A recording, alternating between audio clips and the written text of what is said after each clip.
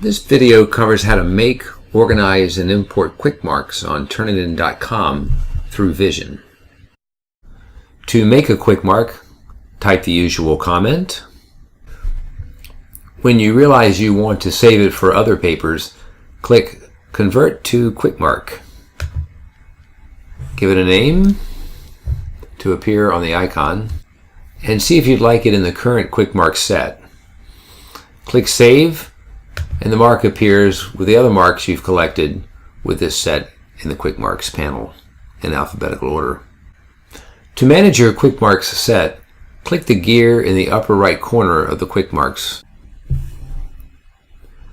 You can change the wording in any QuickMark by clicking the blue pencil next to the mark's title. Once you're done, click Save.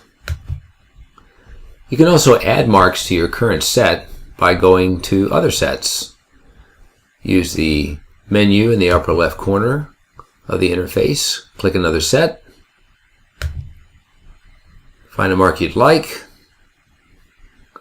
and click the Add to Set button below it. Find your current set. And now that mark's going to appear in both sets. We'll go back to the current set to see if it's there.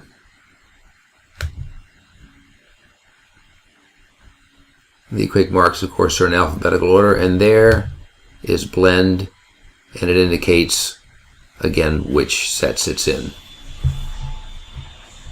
If you'd like to export your set so other teachers can use the marks in them, go back up to your menu and click Download, Set.